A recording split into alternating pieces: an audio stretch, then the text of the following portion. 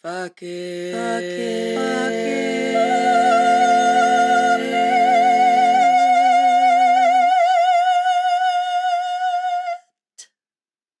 Hey, mama. If you are a mom and are tired of the wash, rinse, repeat burnout cycle of motherhood, this podcast is for you. If you feel lonely and isolated in your motherhood journey, this podcast is for you. If you feel like you have completely lost your identity since your babies were born, this podcast is for you. If you feel like every other mom has it together except for you, this podcast is for you. My name is Amanda, and I'm a life coach dedicated to teaching every mom the tools she needs to liberate herself off the back burner. I am living proof that a woman can be present and loving to her kids while also being a whole-ass person outside of being that kid's mom. The secret? Learning when to say fuck it. Hello, everyone. Apologies if you are watching the video for this podcast instead of just listening to the audio, because the lighting in my room today is like particularly horrendous. I look sickly. I'm not sick right now. My skin looks like gray. It's awful. I'm also not going to waste time trying to fix it because the sun is in the process of setting right now at 3:53 p.m. I don't have much time before it's just really bad in here. So you guys are just going to have to put up with my grayish looking skin. I swear I'm not sick. I'm not dying. I look kind of like it, but at least my hair looks good. So this last weekend, my girls were in a production of The Nutcracker. So the weekend was really crazy. I just am so happy that it's over. And now we get 2 weeks off of dance. And I'm so happy to have a break because it's a grueling schedule. I love supporting my kids, obviously. Otherwise, I wouldn't be doing it.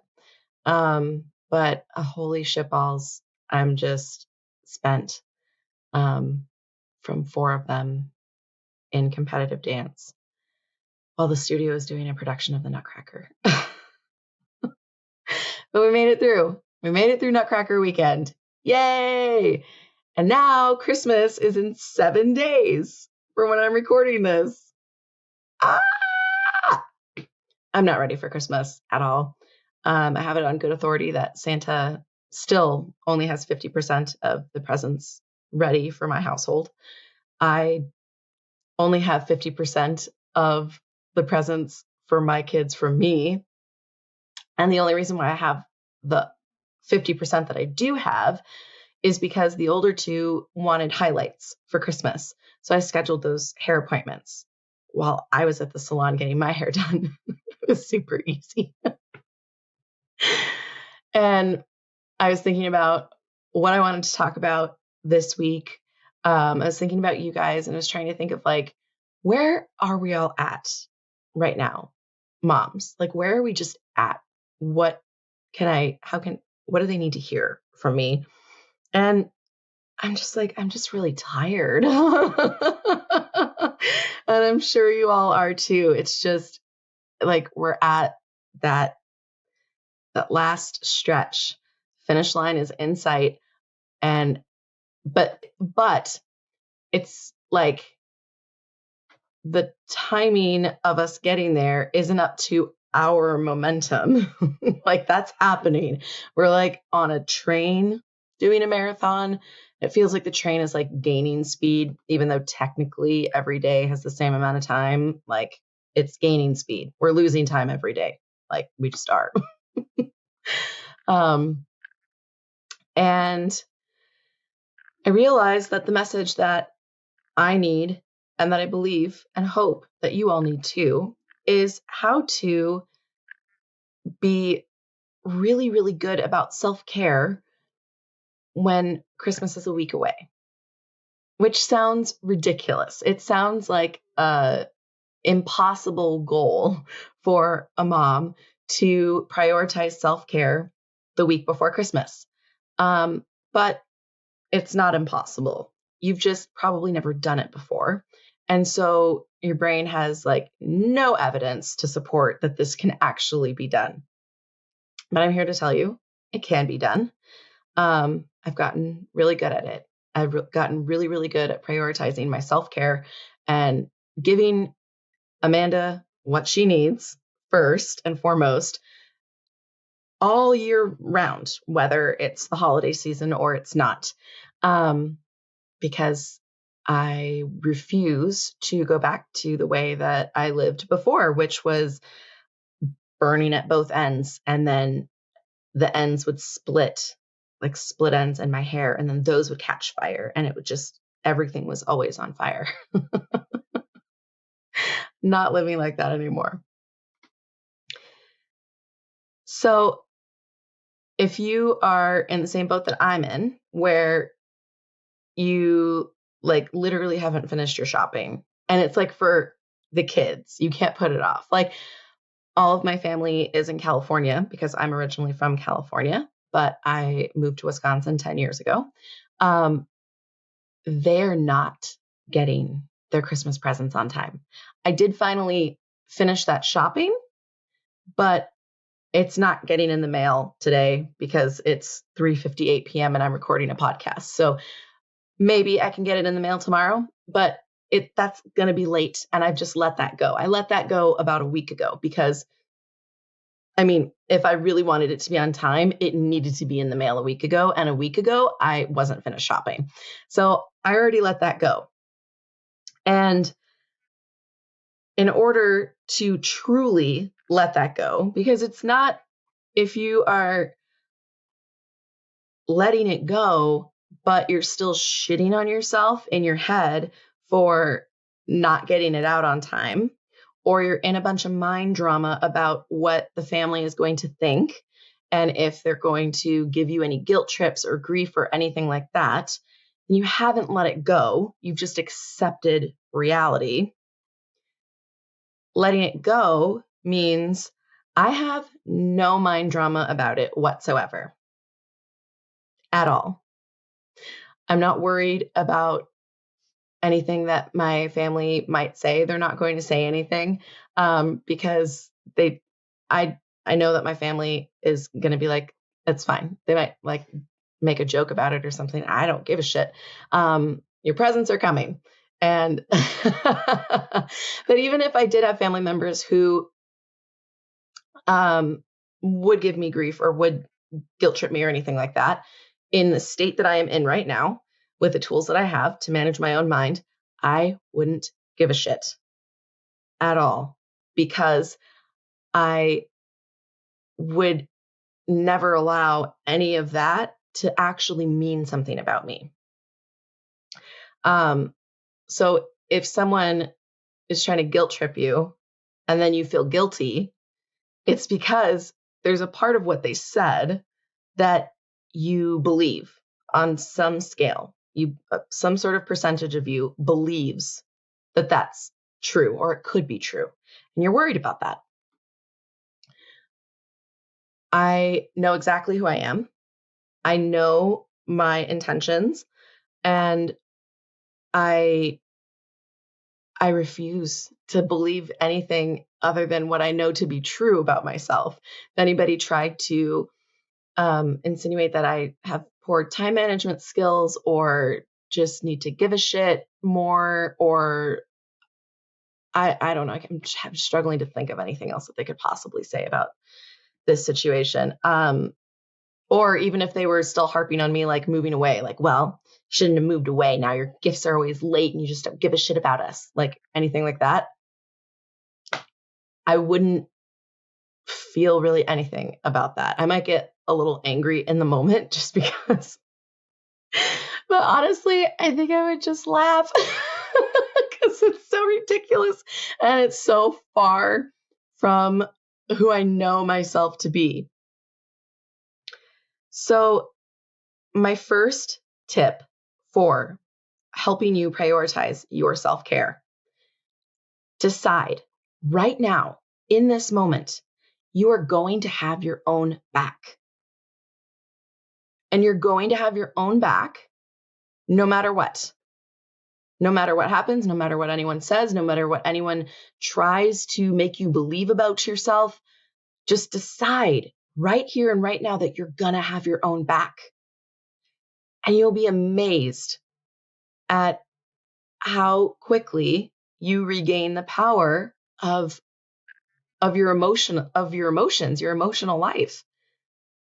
Because when you decide to have your own back and you truly are sticking to it, that is a decision that you're not going back on. Just like we haven't returned our children, you're not going back on that decision. When you don't go back on that decision to have your own fucking back, the shit other people say, it really just doesn't matter anymore.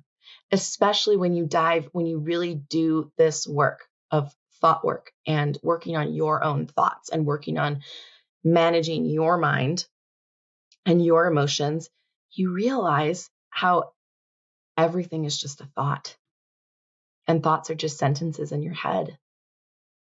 And so it's fine. It's all fine.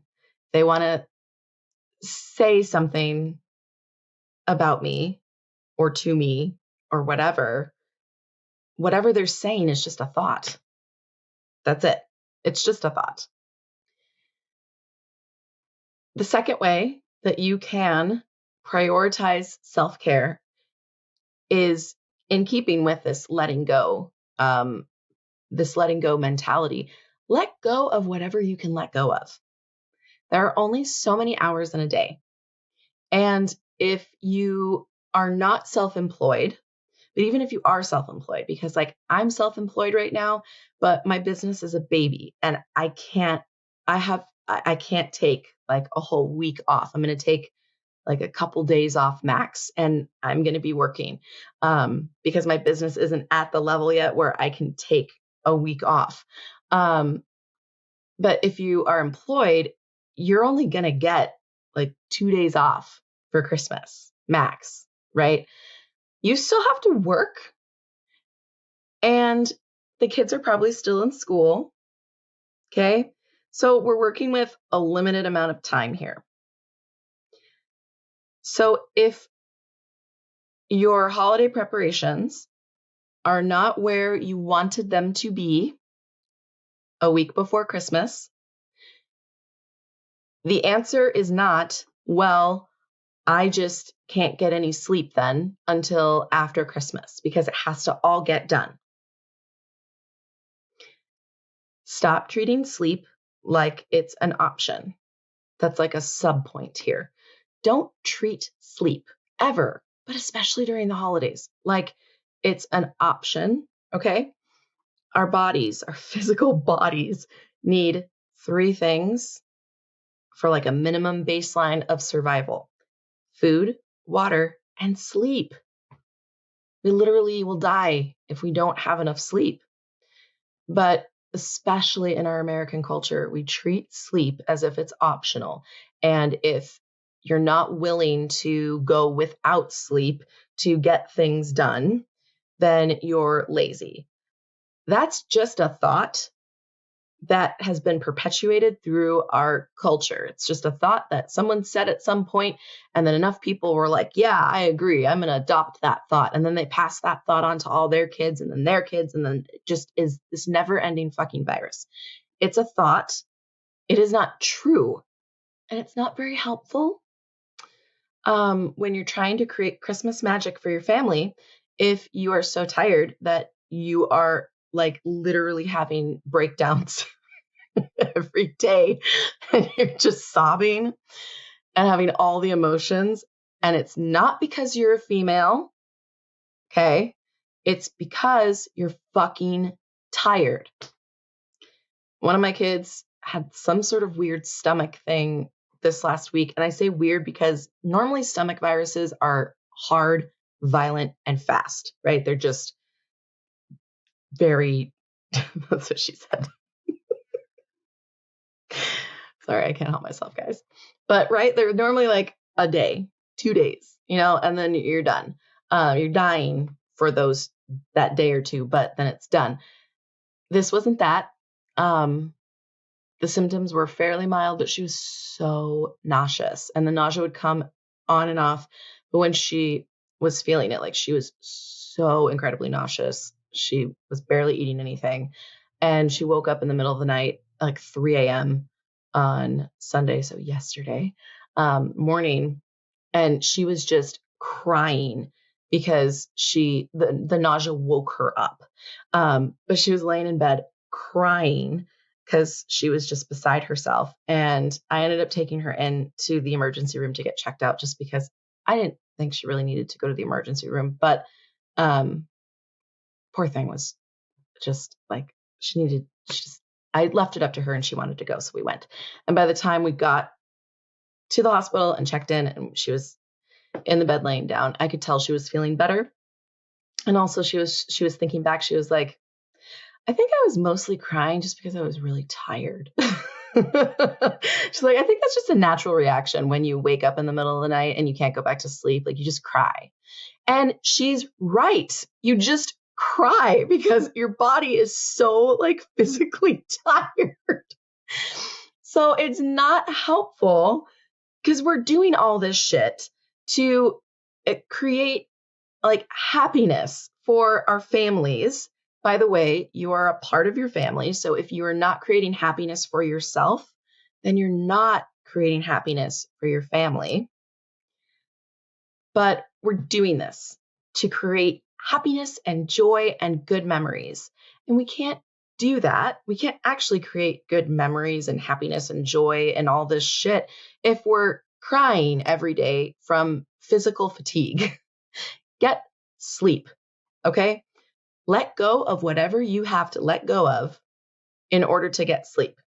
This might look like having a perfectly clean house. It's okay if Christmas is cluttered. That's fine. That's not a problem, okay? Your kids aren't going to give a shit. Mine don't. It might look like eating out for Christmas dinner, like outsourcing that. You can outsource that. You can absolutely, and this goes for Thanksgiving too. I know Thanksgiving has already passed, but holy shitballs, if you don't want to cook, please don't cook. You don't have to do that to yourself. It might look like having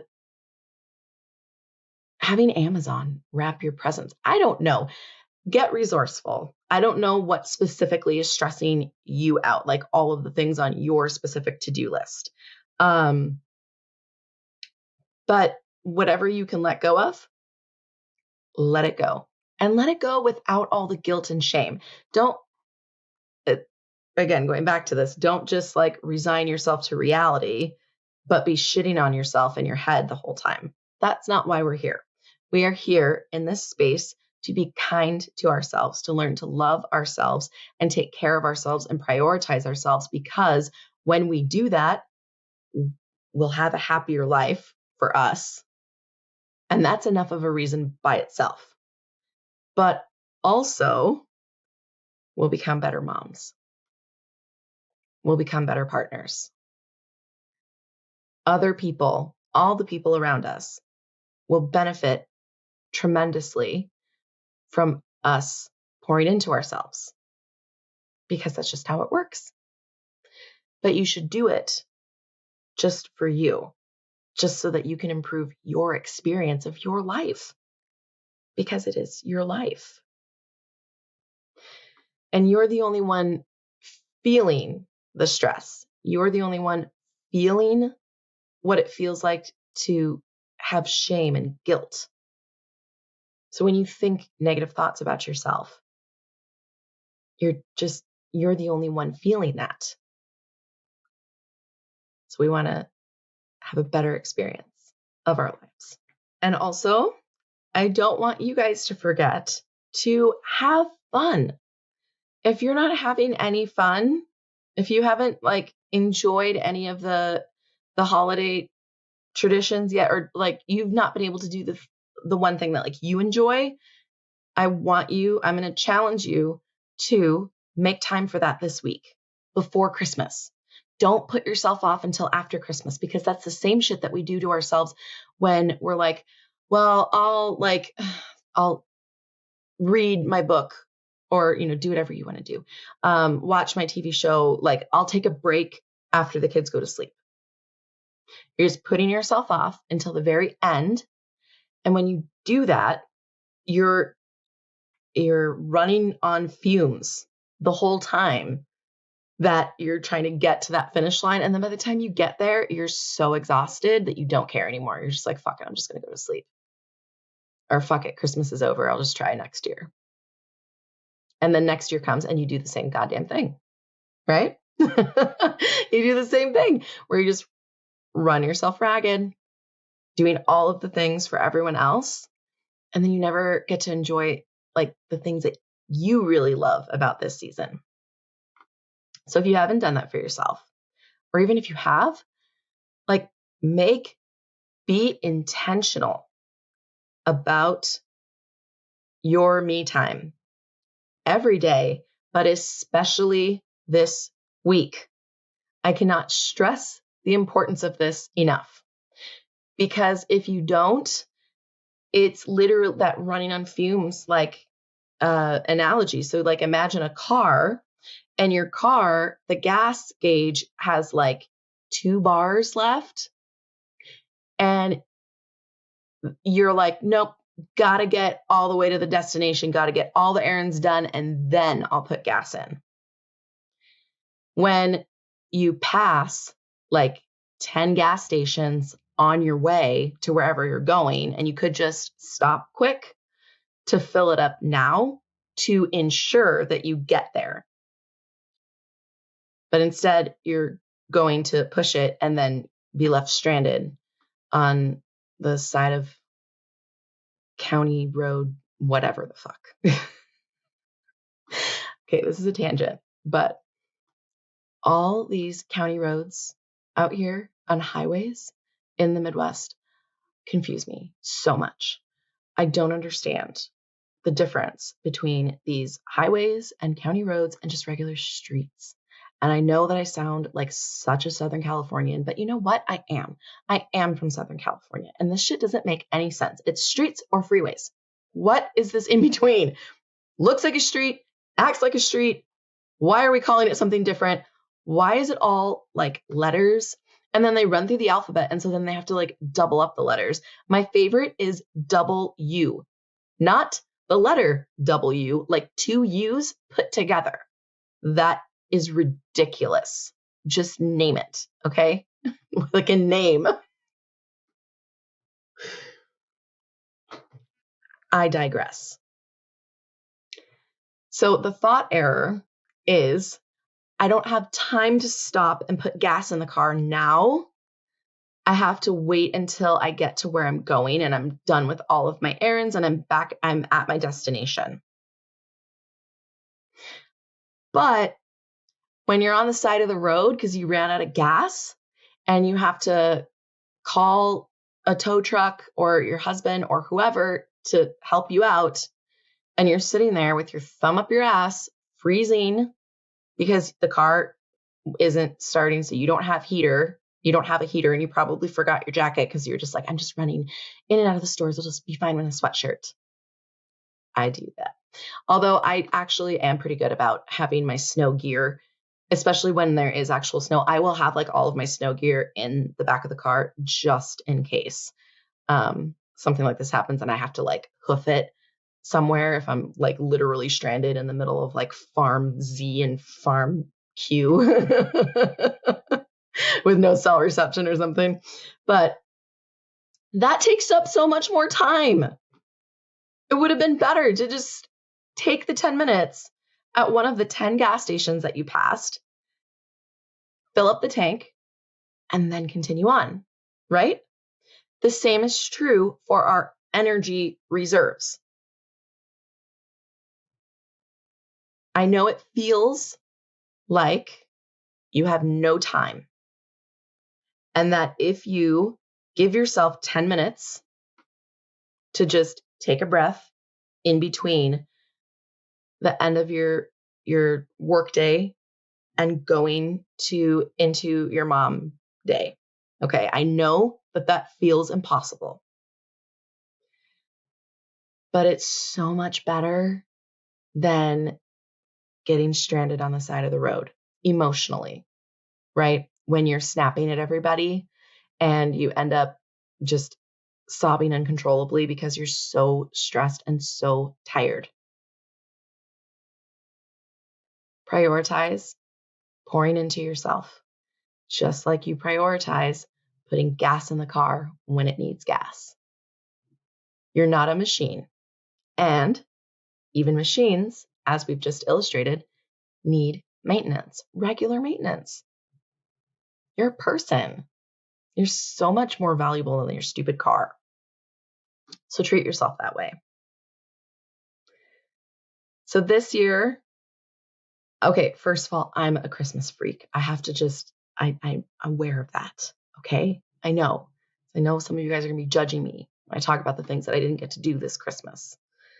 I recognize that. I recognize that I'm extra. It is who I am. I'm not saying everybody has to be this way because I know that it's not for everybody and that's fine. All of my kids and myself have Christmas sheets. I allowed applause for you to judge me. Now, stop judging me. 3 of my kids, 3 of my 4, don't have their Christmas sheets on yet. Just didn't happen. They didn't take the initiative. And every time I thought about it, I was like, I don't want to. I've just been so tired. The dance schedule has been crazy with this Nutcracker thing. And I just haven't done it yet. Let go of that. I am going to put them on sometime this week. My one daughter took it on herself to just do it a while ago. The week of Thanksgiving, that weekend, I was really sick. And she was like, Mom, where are the Christmas sheets? I was like, not today, Aria. I can't. She's like, no, I'll do it. I just need to know where it is. And so she did, but she just did hers. She's like, it's not my fault if my sisters don't want to do it and they're being lazy. I'm going to have my Christmas sheets. I love that about her, though. I also have a growing collection of Christmas mugs. And my kitchen is so small right now that I have to swap my regular, ordinary, everyday coffee mugs with my Christmas mugs because I don't have space for all of them. And I didn't do that. I only have a couple out. And they're only out because I took them out for Christmas in July and then I was too lazy to put them back in my bin. I'm airing out all of my stupidity right now. I have forgotten to move the elf so many times this year. This morning, I did it again. And I realized it when I was holding my youngest, Oswin, who's the only one who still believes, which is like a whole podcast in and of itself. I'm shifting into that era and I wasn't really ready for it, but I put her down and I didn't even explain why I was leaving her bedroom. I just did. And luckily she didn't question me and I ran downstairs and I just moved the elf quick. But I'm also not beating myself up about that, every time I've done it. So if you are beating yourself up every time you forget to move the elf, or every time maybe you like Christmas mugs too, I don't know.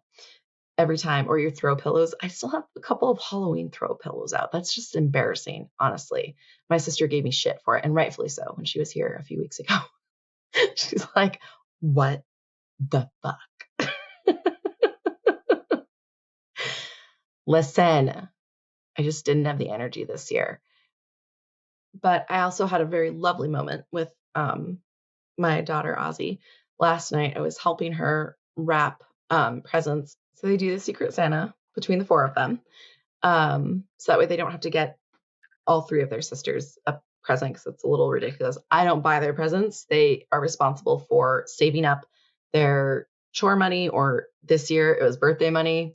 When they got birthday money, they just saved it because they knew Christmas was right around the corner and they didn't have anything saved up.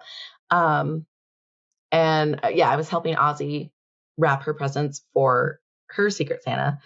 And it was such a simple moment. And it was in their office because my girls also have their own business, Sisterly Bracelets. They make pretty awesome jewelry, actually. They have a website, sisterlybracelets.com. I will give them that plug. And I gave them we live in a 3-bedroom townhouse. So they're all 4 in the biggest bedroom in bunk beds. I have this room, which is also my office. And then I gave them the downstairs room for their office because I have a dog who swallowed a needle.